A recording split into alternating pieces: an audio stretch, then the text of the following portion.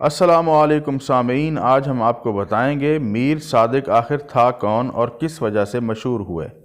یہ سلطان حیدر علی کا معتمد خاص تھا۔ حیدرآباد دکن کے میر عالم کا بھائی تھا، مذہباً اجمی نسل تھا۔ میر صادق متحدہ ہندوستان میں میسور کے سلطان ٹیپو سلطان کے دربار میں وزیر کے عہدے پر فائز تھا۔ سلطان حیدر علی نے ایک مرتبہ اسے معزول کر دیا، اگرچہ پھر بحال بھی کر دیا، لیکن میر صادق نے یہ بات دل میں رکھی اور اپنی توہین کے انتقام پر تلا ہوا تھا۔ تیسری میسور کی جنگ کے بعد ٹیپو سلطان نے اصلاحات کیں، ایک مجلس قائم کی جس کا نام زمرہ غم نباشد رکھا۔ اس مجلس کے قیام کی وجہ یہ تھی کہ عوام میں سلطنت کی ذمہ داری کا احساس پیدا ہو۔ میر صادق نے اسے ناکام بنا دیا۔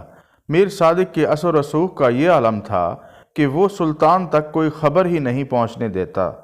اسی وجہ سے تیسری اور چوتھی اینگلو میسور جنگ میں ٹیپو سلطان نے شکست کھائی۔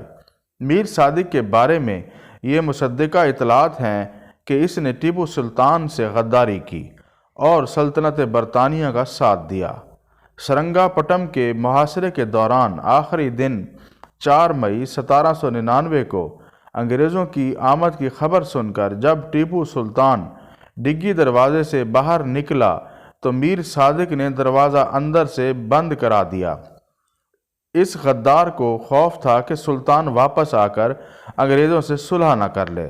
دروازے بند کر دینے کے بعد اس نے فصیل قلعہ پر سلطان کی موجودگی کی اطلاع انگریزوں کو دی، جس کا نتیجہ یہ نکلا کہ انگریز فوج نے 3 طرف سے سمٹ کر فصیل قلعہ پر گولیاں برسائیں، جس کی وجہ سے میسور میں اس جنگ کے دوران ٹیپو سلطان کو شہید کر دیا گیا۔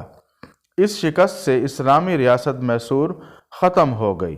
میر صادق کو سن 1799 میں سرنگا پٹم کی جھڑپ کے دوران قتل کر دیا گیا تھا۔ علامہ اقبال نے بطور غدار میر جعفر کے ساتھ اس کا بھی تذکرہ کیا: جعفر از بنگال و صادق از دکن، نہ ننگے دین نہ ننگے قوم نہ ننگے وطن۔ شکریہ۔